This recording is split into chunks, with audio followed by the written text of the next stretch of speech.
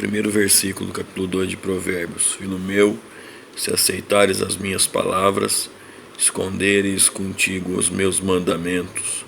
Ele chama de filho, filho meu. Depois ele fala, se aceitares. Primeiro se aceitares as minhas palavras. Então isso aqui é abrir o coração, né? Abrir o coração. Esconderes contigo os meus mandamentos. Esse esconderes aqui é como quem esconde um tesouro precioso para ninguém roubar. Versículo 2: para fazeres atento à sabedoria o teu ouvido, e para inclinares o teu coração para entendimento. Está vendo? A mesma coisa. Está falando de abrir o coração para a palavra, de ficar atento ao conhecimento, à vontade de Deus. Versículo 3: se clamares por entendimento e por inteligência alcançares a tua voz. Veja que já aparece mais um se. O primeiro se, nós podemos dizer que é se você abrir o coração para a palavra. No versículo 3, se clamares por entendimento. Então, mais um se. Se clamares por entendimento e por inteligência alcançarás a tua voz. Ou seja, se quem clama a Deus por inteligência e por entendimento, alcança. E aí vamos ver no versículo 4 mais um se. Se como a prata a buscares e como a tesouro escondido procurares. Tem que cavucar, né? Tem que ir atrás, tem que se dedicar, tem que se esforçar e muito para encontrar um tesouro escondido. Então é dessa maneira que tem que buscar em Deus, a sabedoria, a verdadeira sabedoria e o verdadeiro conhecimento, que é disso que esse capítulo está falando, da verdadeira sabedoria, do verdadeiro entendimento, do verdadeiro conhecimento, da verdadeira inteligência. 5. Então entenderás o temor do Senhor e acharás o conhecimento de Deus. Parece até que fiz programação, isso aqui, né? Tem algumas condicionais e um então, ó. Se aceitares, se clamares, se buscardes. O versículo 1, 3 e 4 traz o se, e o versículo 5 traz o então. Então entenderás o temor do Senhor e acharás o conhecimento de Deus. Nós podemos lembrar que o temor do Senhor é a verdadeira sabedoria. Então quem fala que é sábio, quem fala que é inteligente, quem fala que tem conhecimento, quem fala que tem entendimento e não tem temor ao Senhor, temor do Senhor, não teme a palavra, não teme o Senhor, esse conhecimento, esse entendimento, essa inteligência é falsa, é mundana. Aqui está falando de algo excelente, a sabedoria é excelente, a excelência da sabedoria. Versículo 6 é muito interessante, ó, porque o Senhor dá sabedoria, e da sua boca vem o conhecimento e o entendimento. Você vê falando de sabedoria, falando de conhecimento, falando de entendimento e falando que o Senhor é quem dá a sabedoria, é quem dá o conhecimento, é quem dá o entendimento. Isso porque Ele é a própria sabedoria. Isso porque Ele tem todo o conhecimento. Isso é porque é só Ele que pode explicar com exatidão, e ninguém pode explicar nada como Ele pode a respeito de tudo que existe no mundo, porque todas as coisas foi Ele que criou, todas as coisas foram criadas por Ele. Conhecimento, o verdadeiro conhecimento, o verdadeiro entendimento, a verdadeira sabedoria produz, tá entendendo?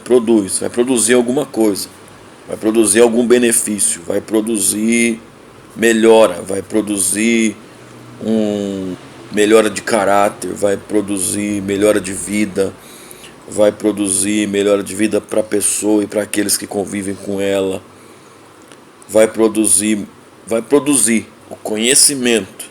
Sem entendimento, sem sabedoria, e o conhecimento que não vem de Deus é inchaço, barriga grande e perna fina. O falso conhecimento, falso entendimento e a falsa sabedoria, barriga grande e perna fina, pesa na barriga. mas não produz nada, não gera nada, não tem nutriente, não tem vitamina.